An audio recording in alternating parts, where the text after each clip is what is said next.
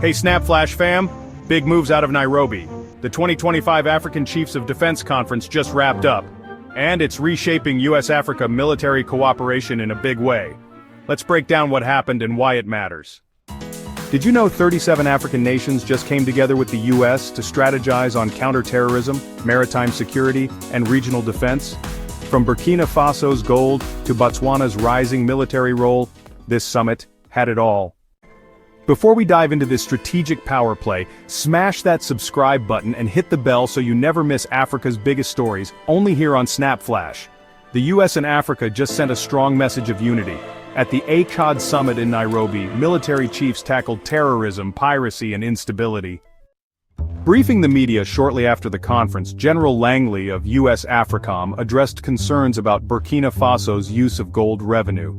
He welcomed the shift towards civil society investments, saying resource use should protect the people and strengthen counterterrorism. Now let's go to Mr. Ngala Chimtom of In-Depth News of Cameroon. General Langley, in early April, before the U.S. Senate Armed Services Committee, you questioned Burkina Faso's governance, asserting that its mining resources were being used to sustain the current regime. However, recent developments suggest a different picture.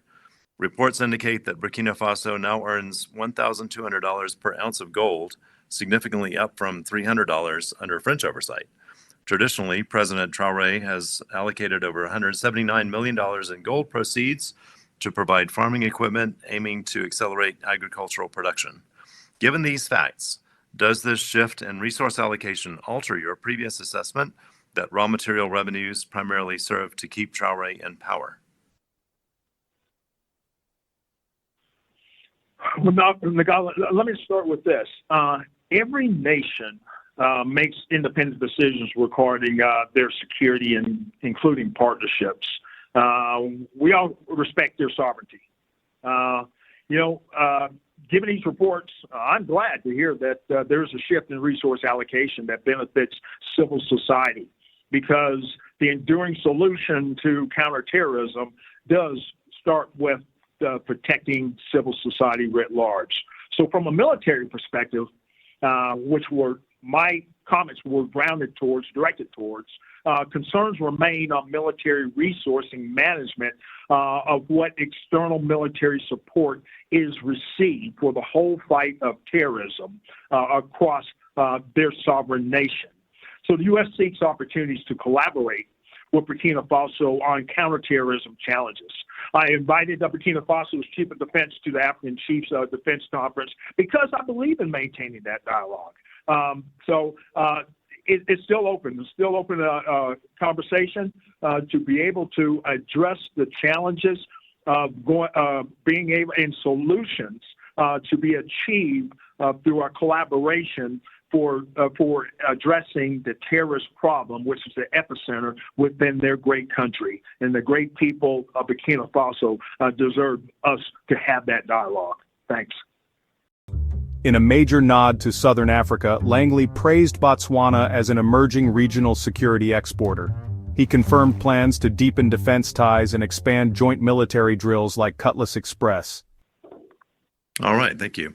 So Mr. Dean Wingren of Defense Web in South Africa asks, does General Langley foresee U.S. Africa Command participating in joint exercises with Africa, and in particular Southern African countries, increasing or decreasing or staying the same? We're always exploring opportunities to expand exercises like Cutlass Express, Obigami Express, to include more Southern African nations.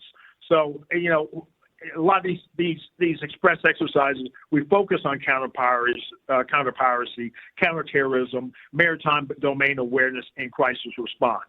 So we have a number of partners in Southern Africa, including Botswana, as an emerging regional security exporter that we can enable to support mutual security goals with training and exercises. So we also have Africa Maritime Forces Summit in the Mauritius occurring in a few weeks.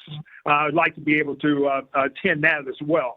But this is a prime purpose for conferences such as ACHOD. It's how we build a path forward together. the U.S. says it's not just about exercises, it's about long-term partnerships and mutual security goals. I want to thank General Langley for bringing together this important group and for his leadership for the American people and on the continent. Thank you to our Kenyan co-hosts as well for their hospitality. I also want to thank all the African leaders here for the strong partnerships that we share. You know, President Trump has charged me with defending the United States homeland and deterring China in the Indo-Pacific. We are achieving his vision of peace through strength by working with allies and partners to address shared threats. For years, we've worked together to address complex challenges like countering violent terrorists, strengthening maritime security, and building the capability of your forces. These efforts have yielded real results, which is exactly what we're looking for in our partners. Your capable forces are ready to take on more leading roles in providing security for the continent.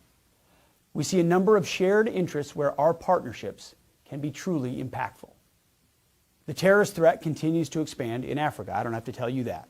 We see this in the Sahel, as well as in East Africa, where ISIS is coordinating a global jihad. We're also rightly concerned with China's military presence and its power to project nefarious influence. These challenges demand that we adapt, that we innovate, and that we act decisively in our shared and to secure our interests. The United States believes that African problems need African solutions. So as you work together to secure your countries, your regions, and the African continent, the United States is ready to find effective ways to partner with you on shared security objectives.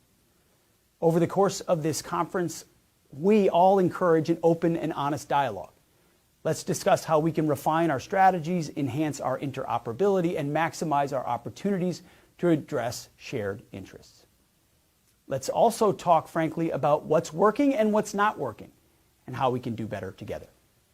I'm confident that by working together, we can navigate these challenges. Is Africa ready to lead its own security agenda with support, not control from the U.S.?